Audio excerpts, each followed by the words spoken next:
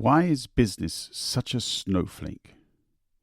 Executives chewing million-euro deals for breakfast and spitting out ministers like grape pips for lunch. Before a few lines of coke on the water closet, you'd expect that tough skin to hold true when questioned about their ethics and political motivations.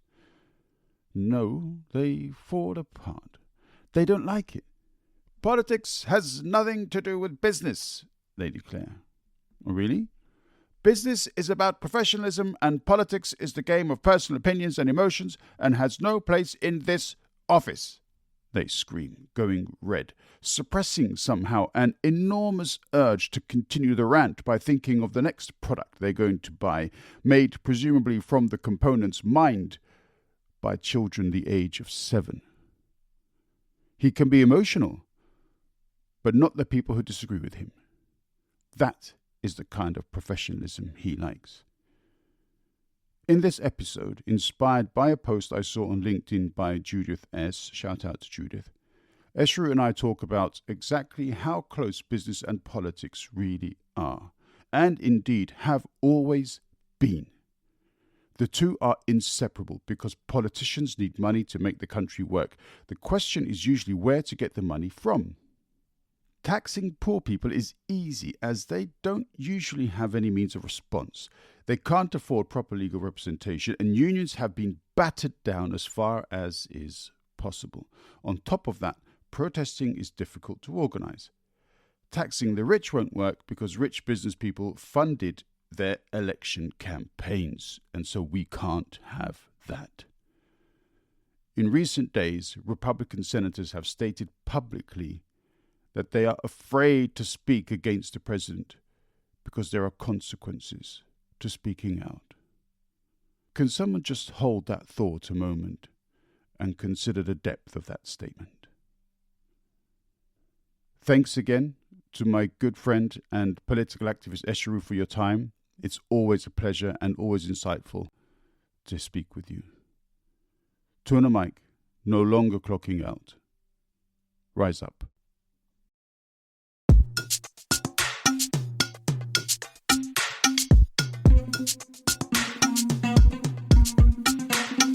Dong weche pek kod welo mabiro e TwoandaMic.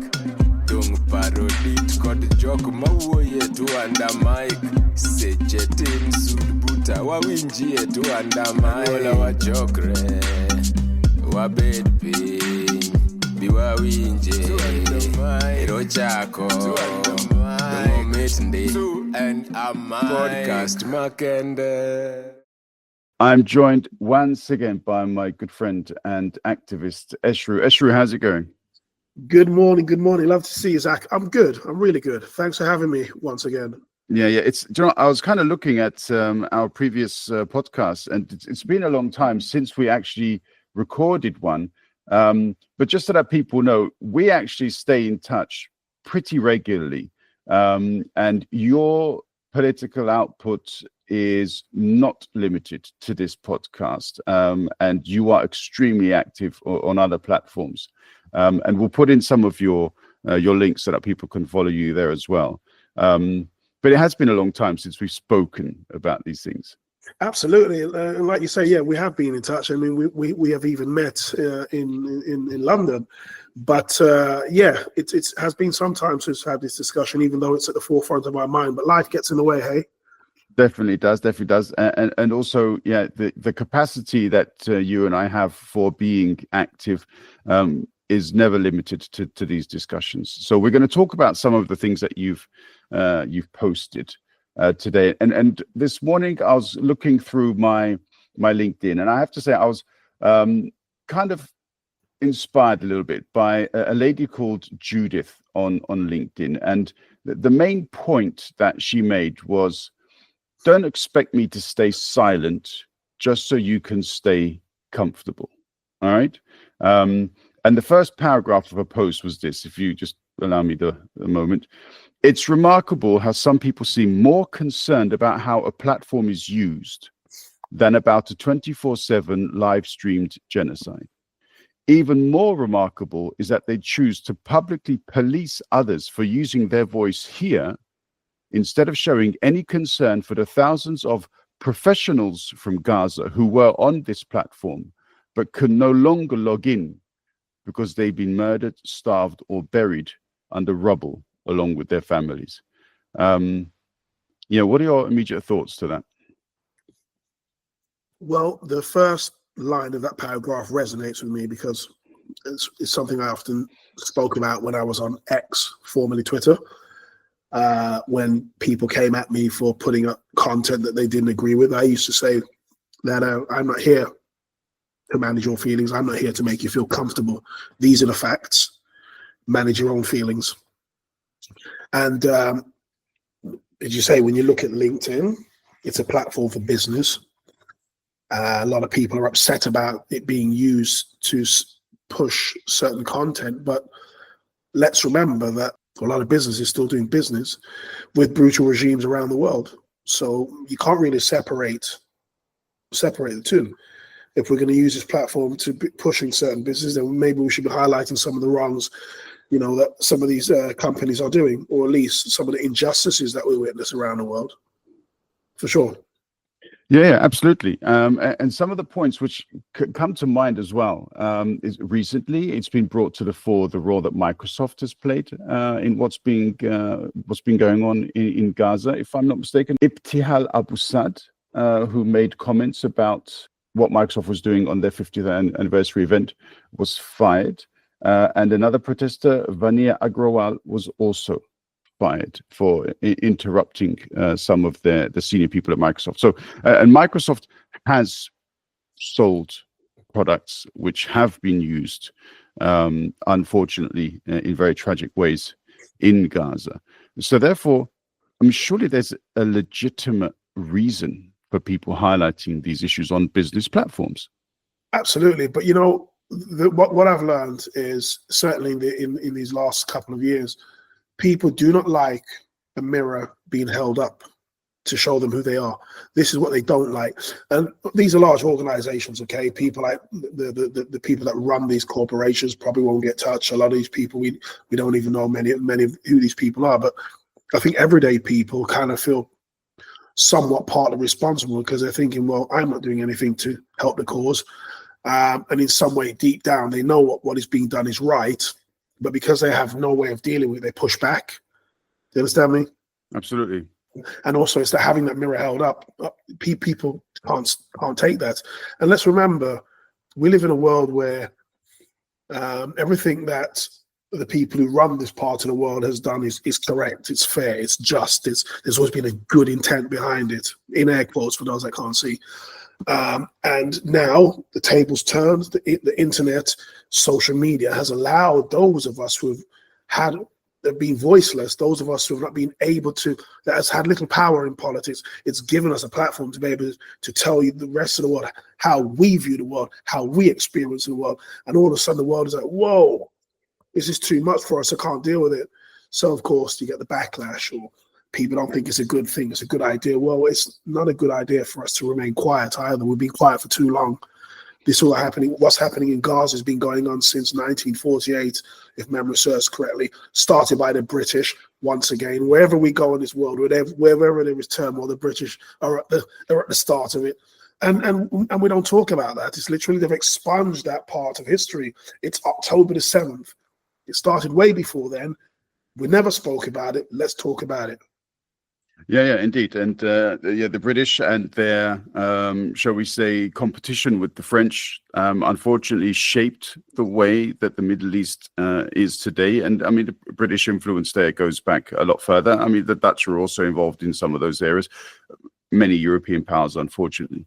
But bringing it back to this discussion about business and exactly what you're saying there.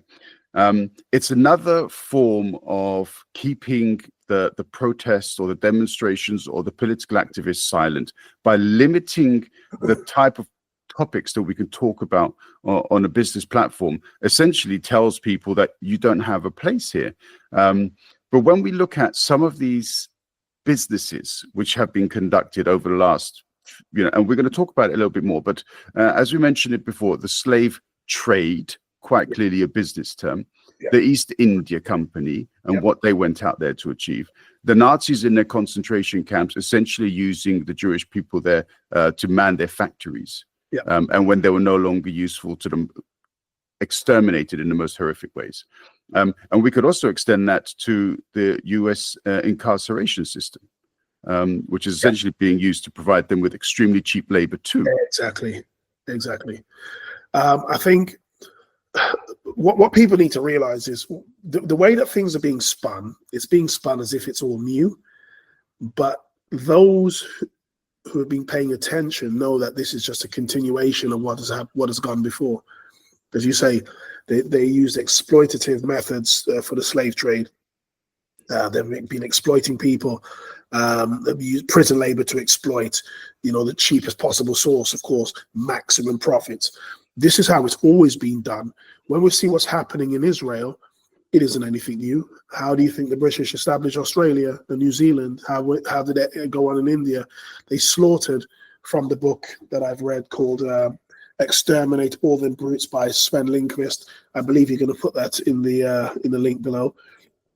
They slaughtered in 100 years close to around 80 million Africans just on the continent alone from the moment they arrived. The Europeans, not just the British, it was the Portuguese, the Germans, literally. And there's a time elapsed map on this, literally the slaughter. And then they went to the Americas and did exactly the same thing. And what we're witnessing today in Israel and the Middle East, it's the same. It's just a continuation. Times change, methods may change. You may give it another name, but it's about exterminating a group of people and dominating a region that they come from. Same process.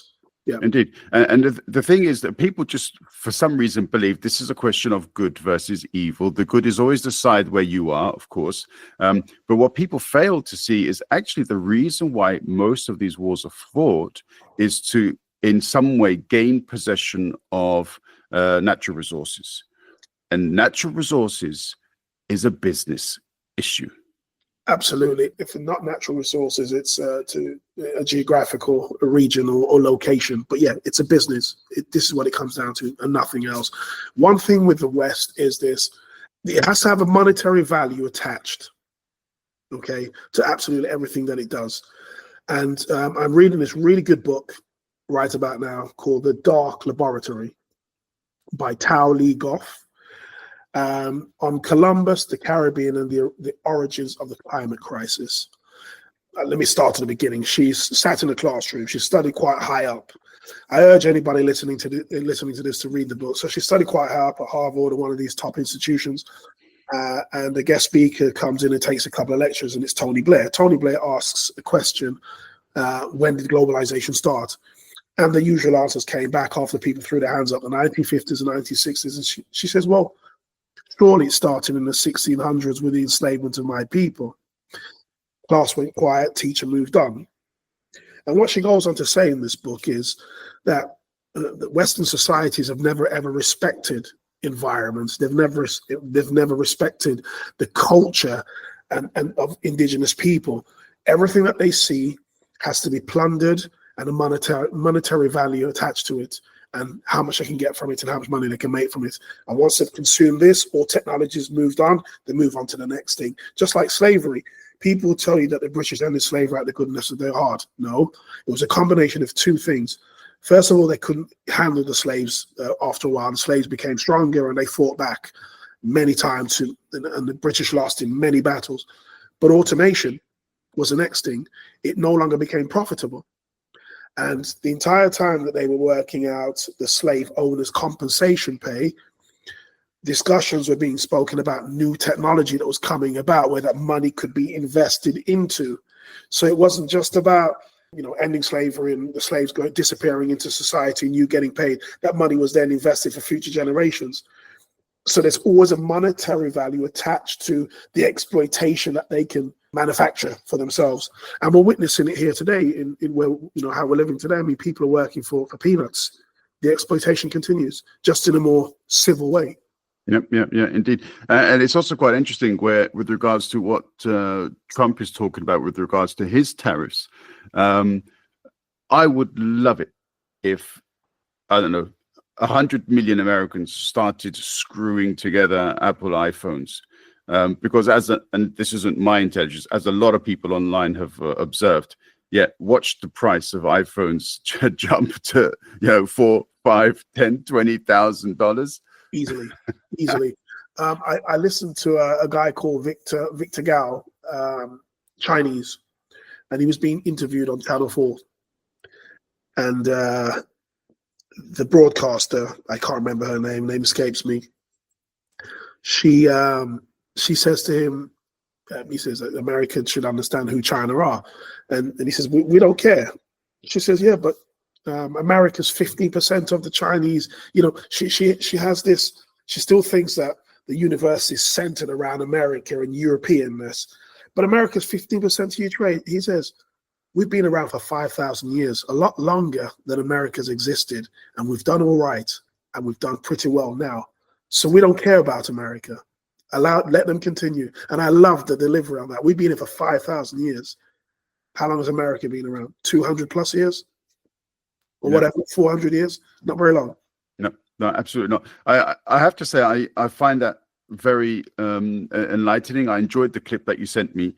It also, I read a tweet yesterday or the day before by somebody, and they also commented on the European Union is now negotiating to reduce trade barriers to be able to import Chinese electric vehicles. This is a really bad move from the US. And I responded to that. And my response essentially was that, why does everything the European Union does have to be considered from the US perspective? I, as a European, couldn't give a damn what the White House thinks. The European Union, the European countries, have to do whatever they think is best for their own people. We know that in the past that hasn't been the case, and we also know that even now the EU has a lot of corrupt politicians, and I'm not saying that they are whatever. But if the European Union finally starts to behave properly and starts to open up and have sincere and respectful trade relations with other parts of the world, I really couldn't give a damn what the White House says. I think one of the problems is after the Cold War ended, and I say ended because I don't like saying the US won the Cold War, I just say it ended. The US claimed to be, the world's superpower, the number one in the world. And everybody seems to want to look towards America. The world needs a leader. You often hear this in the news being repeated in Britain. The world needs a leader. The world needs a leader. You often hear this. And I thought to myself, well, why does America have to be that leader? Why does the world need a leader? We live in a world where climate conference, the very countries that are going to be affected most by the climate conference are never invited to the table for discussions. Their opinions are never considered. We'll never see the showcasing of the countries that do the most polluting and the most exploiting in the world, and that's the countries from the north, the Britain, America, and Europe. Okay. We never see anything from the south, maybe a little bit in the east, but nothing from the global south. And these people are going to suffer the most. Why do we need a country that does the most exploiting and does the least to ensure that the climate is protected? Why should we have them as the world leader? They create, let's not even talk about the carbon footprint that the weapons manufacturing industry and war creates. Just that alone. But they want me and you to stop eating steak because that's causing a problem. Sometimes you think to yourself, are these people for real? But I think a lot of it as well is conditioning.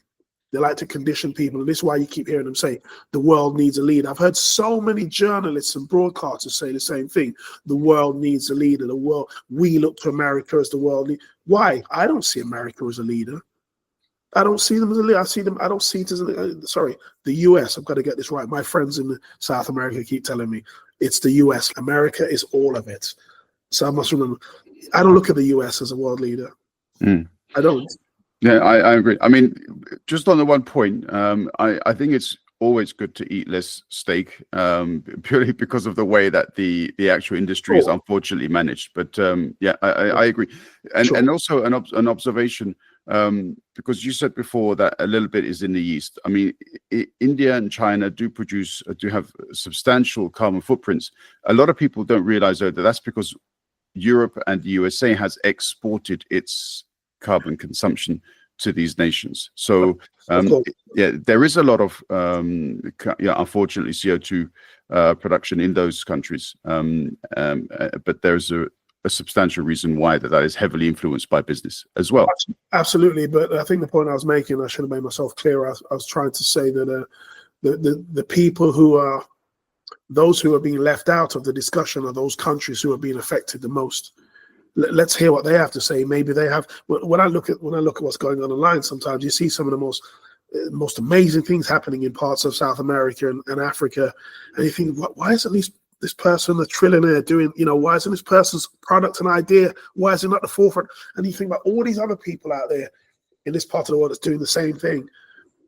Let's bring them to the table so we can hear what they have to say about fighting. Learning about how we're going to, meet some of the challenges that we have for the future of humanity. Yep. Yeah, absolutely.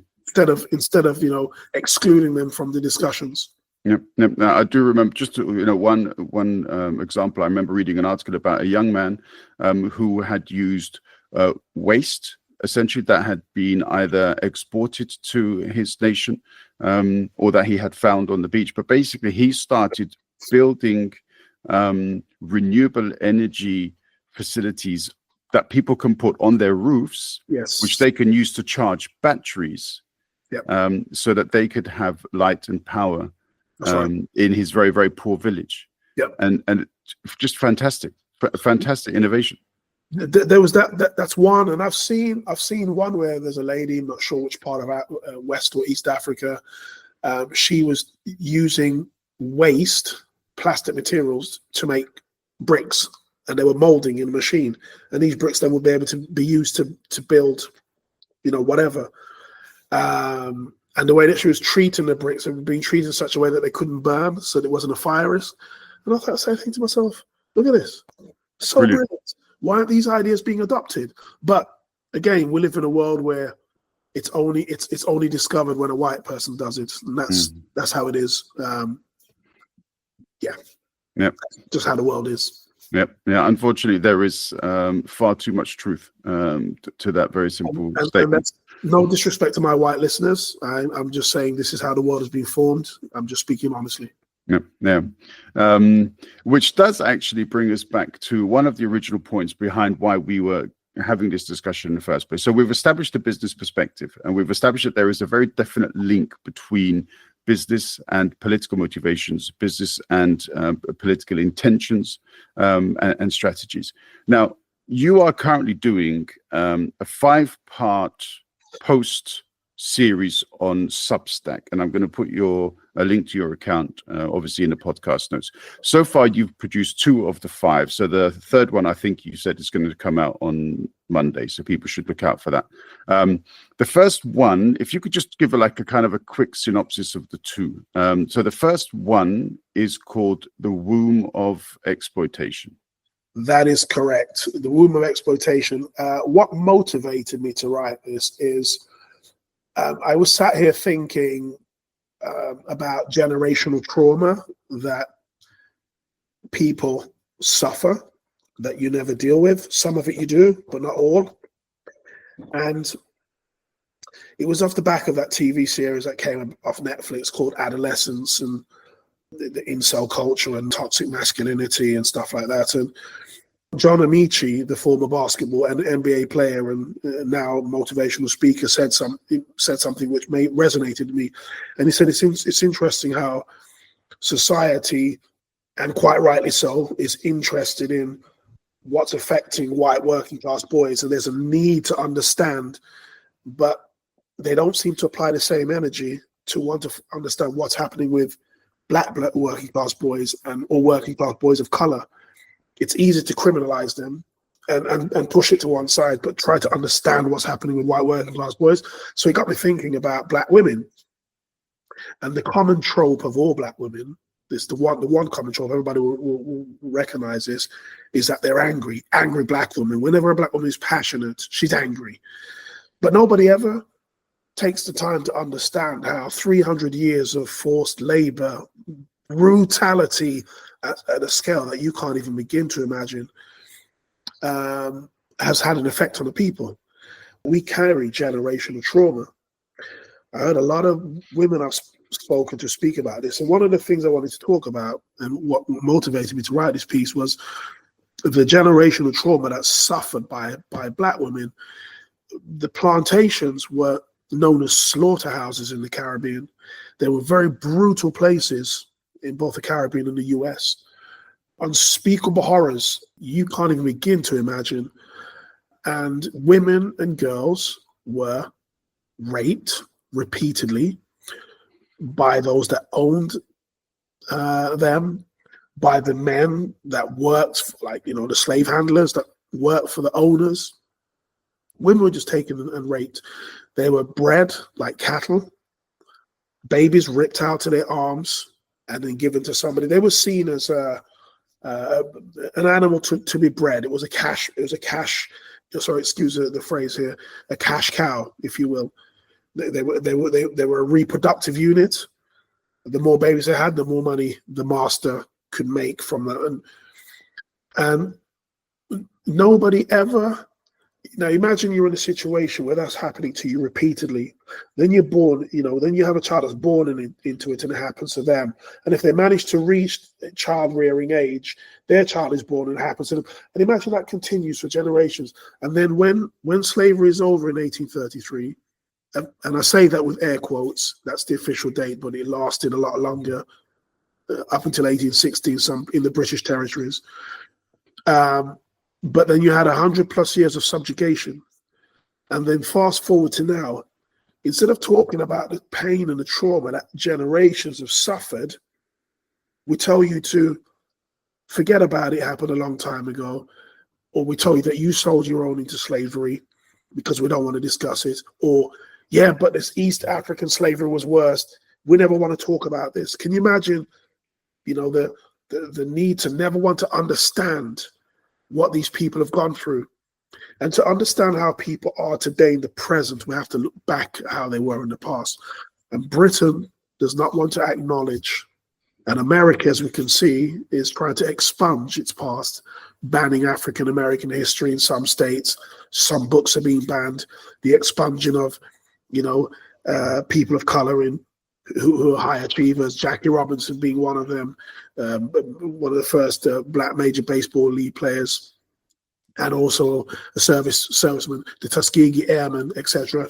Totally expunged from memory, as if to say our contribution wasn't good. But then we suffered hundreds of years of brutality. And then I think what really tears into me is the word plantation has been sanitized. I don't know if you've seen Plantation Hotel and Plantation Rum. You know, plantation was a good place. Could you imagine someone having a hotel called Concentration Camp Hotel or Concentration Camp Rum? And let me tell you this, concentration camps were brutal. But the brutality that were on plantations was far worse.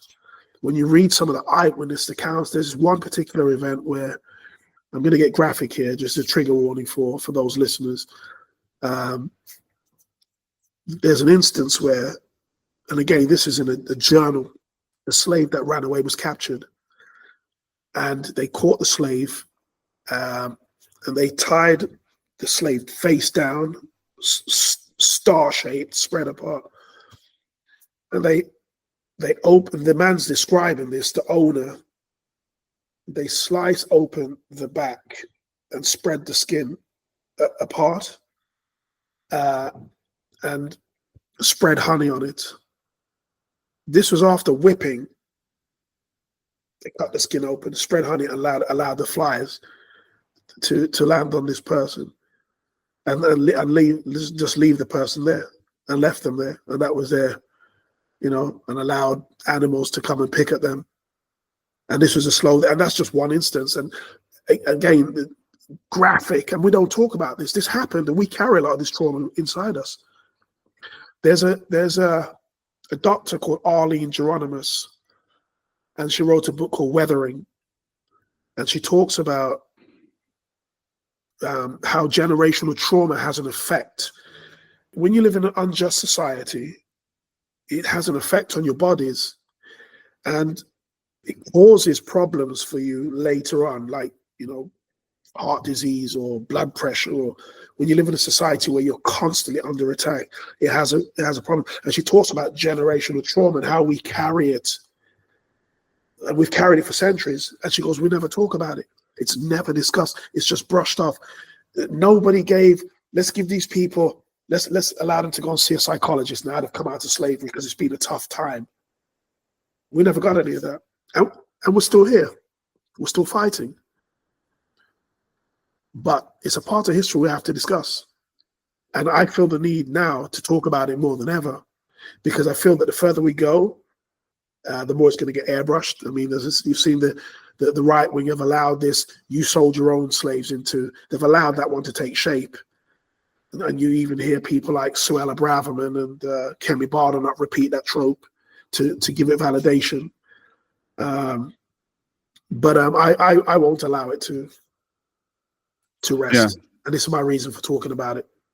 And it also serves some of the examples that you gave as well. The horrific, inhumane examples that you gave also highlight just how closely connected politics, the politicization of race, and unfortunately profiteering has always been, and obviously still is. And I think that is further highlighted as well by the second post, which you produced last week, which was the violence that built the plantation system. That's correct. I think, it's very triggering because, even though I wasn't there, I feel it because, people ask me, somebody asked me, how do you manage to write so well? I'm not a trained writer, but I've always said I believe that ancestors speak through me. I don't know how weird that sounds to people, but I do believe that because I have these feelings and opinions inside me, and it's the only way I can explain it. And the plantations were run by fear. They wanted to create a culture where people didn't run away. They wanted to create a culture where people were not happy in their servitude, but certainly wouldn't leave their servitude for anything else.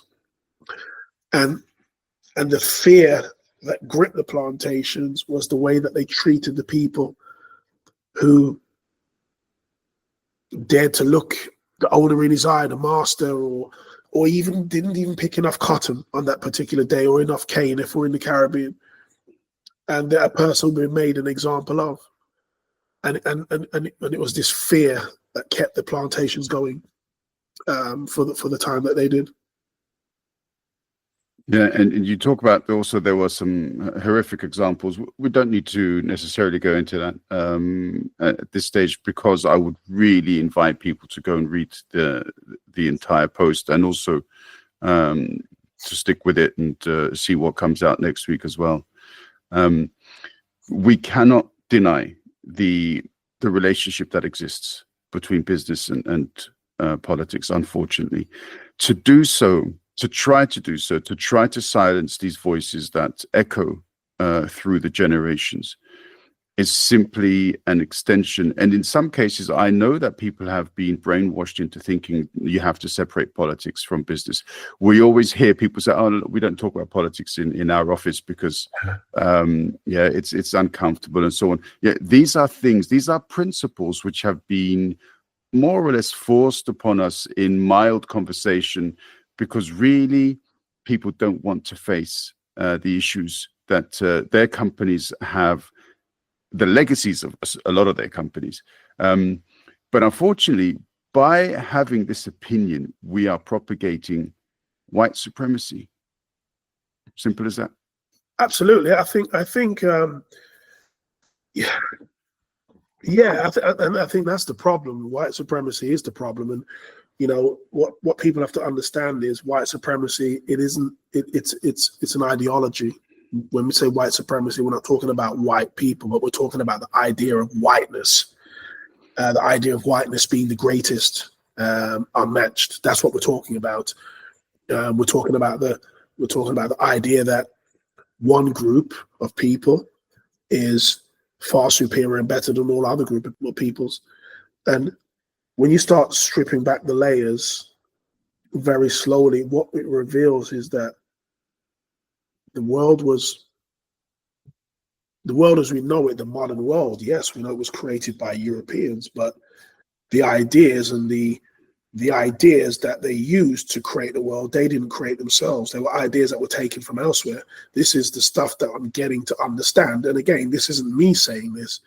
You only have to look back at what was going on in ancient Egypt, have a look what was going on in Greece and Turkey and in the Arab states, in China. Let's go back to the 1600s. If you look at Britain, just Britain alone, how was the country up until the 1600s? It was very basic, right? Nothing actually happened. Okay, it was nothing really happened. Things started to change after the 1600s. What was it that changed at that point? When they started building ships and traveling to other places.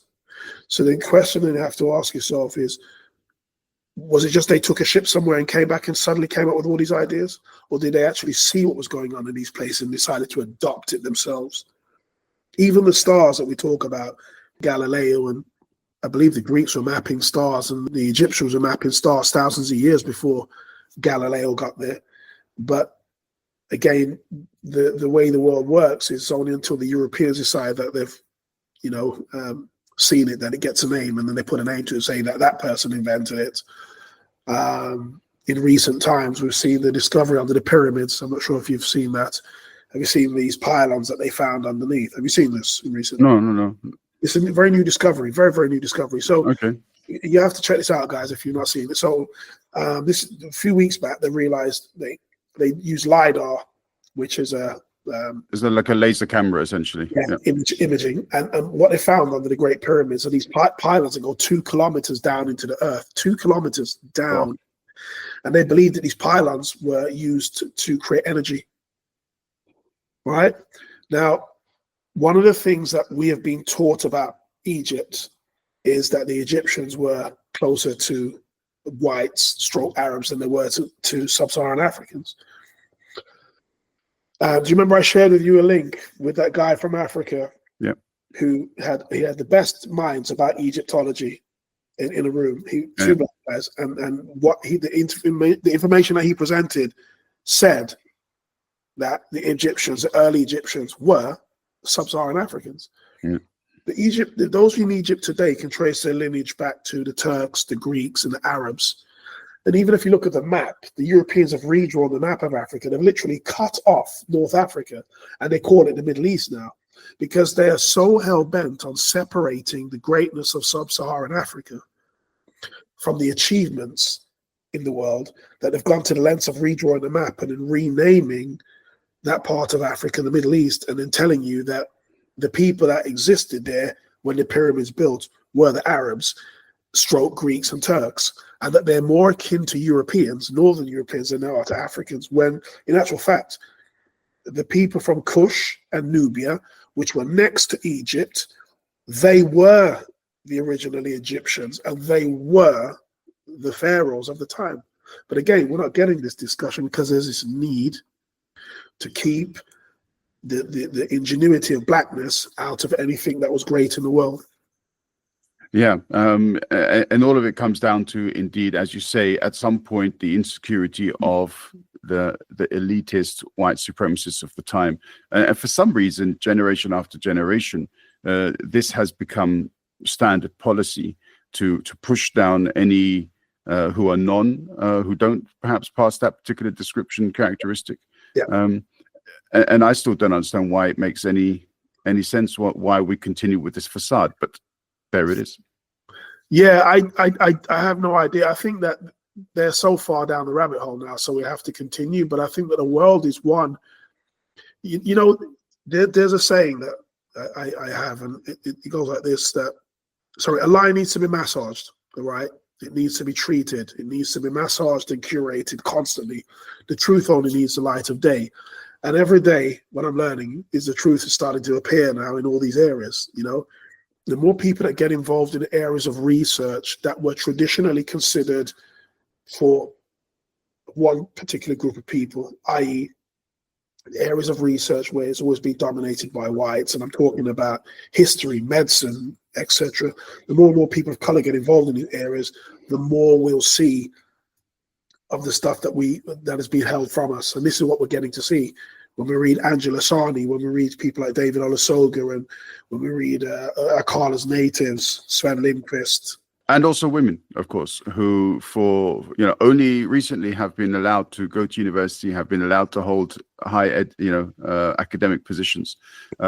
I seriously do not believe that it is a coincidence that certain demographics have been kept down as much as possible. And we're still seeing this as well in the United States, that the new government is trying to find a way to take the vote away from millions of women. There is a reason for this. Absolutely. I did actually write a piece a few weeks back on Substack, and it was about how the Europeans literally changed the way there was cultural suppression on the British rule was the title of the how the erasure of indigenous traditions. And what we found was that in my research, when you look at the places that Brits colonized, the British, the women that they met, or the women that they saw when they arrived, were women that were hunters, they were gatherers. These women, they were politicians, they were astronomers. They did a lot of amazing things. When the British arrived in some of these places, they told them they couldn't do it, and subjugated the women to a position very much the same as the position that women had here at the time. So when we talk about equality for females, and the West likes to talk about itself being this feminist ideal, and always has been. It hasn't. It's only been very recent that women were allowed to vote. I think it was only up until the 1960s that a woman was allowed to have her own bank account in Britain. Yeah, and I think it was in the 1970s, even in some parts of Europe. There you go. Yeah.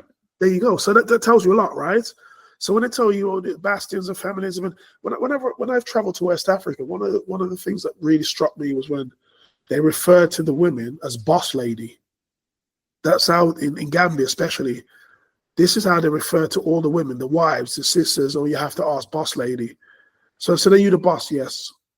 And the respect level that I saw the men show the women made me start thinking a little bit about this, about the way that we view. We seem to want to look down on other cultures, and talking about ourselves in this position of morality, when in reality we're following their lead, but we just don't know it. Yep. And also, quite interestingly, this is yet another topic which a lot of companies are very uncomfortable with. But it has long since been recognized in businesses that women are underrepresented in the more senior positions. And in fact, there is a gross inequality, not just with regards to promotion avenues for women, but also with regards to the gender pay gap. And so therefore, this once again comes back to the topic that we're discussing at the head of it, which is basically how politics completely dominates business in every way. And yet, for some reason, business still tries as hard as it can to push back against these open discussions. I have some experience with this. So in my spare time, I do share action activism. So it's my job to attend, a part of this charity, it's my job to attend the annual general shareholders meetings. And this is where all the shareholders get to discuss, relay their concerns to the board members. So what this charity does, it buys me one share, which allows me access, because you only need one share, you're a shareholder then. And then one of the areas that I have, the same area that I petition them on, is for them to improve, first, the diversity on their boards and within the senior positions within the organization. That diversity means people of color and women. And I can tell you, I've been to about 30 meetings. I've only seen one brown face, no black faces, and I've probably seen about 5 or 6 women in 30 meetings. And the last meeting I went to was a brewery. Obviously, I won't mention their name, big brewery in the country. And they were very reluctant to do anything to improve diversity and refused to meet us. Says a lot. Yep, it does indeed. This is where we are.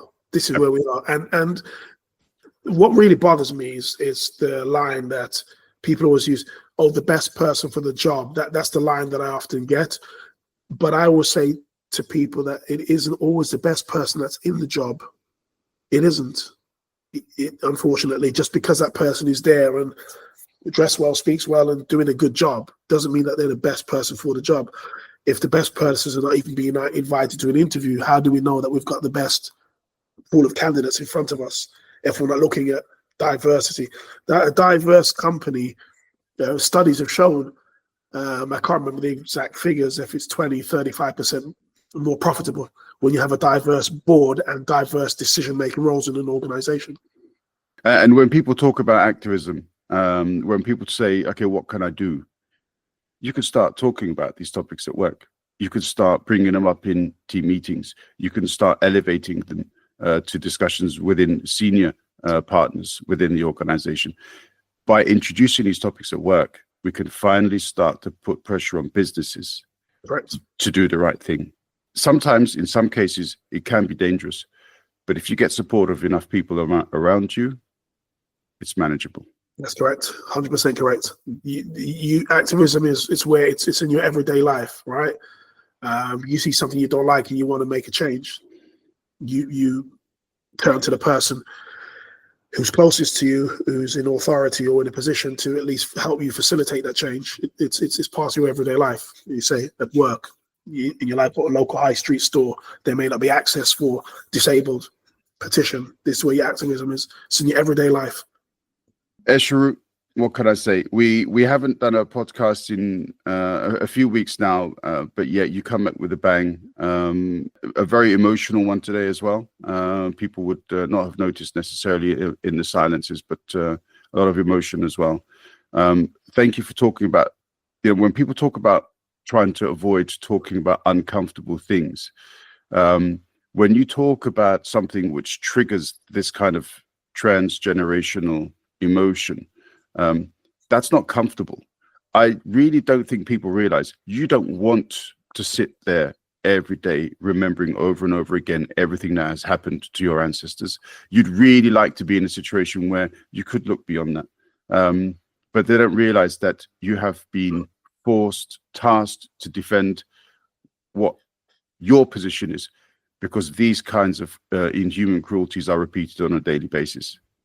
Absolutely. For me, I want people to understand when they, instead of looking at as a black person, I live in a society where the media is negative towards black people in many aspects, and there's a reason for that. And when I see young black boys out enjoying themselves, and there's always a negative connotation attached to them, and it's my job to correct that. To get an understanding. Let's understand that, the social indicators that we use to understand why, let's say, a group of white people are affected by things in society are the exact same social indicators as to why a group of black people are affected by certain things in society. There's no difference. And let's understand that they've got the same problems, and it needs a collective approach, not singling out one group and wanting to understand that group whilst pushing the other group and saying they're a problem. Let's forget about them. It doesn't solve the challenges that we have. No, unfortunately it doesn't. And so therefore, certain voices will remain loud, voices will remain consistent, and those voices will grow. And you're one of those voices, and a powerful one at that. So I thank you, Esheru, for your time. Thank you for having me. Thank you. Mike.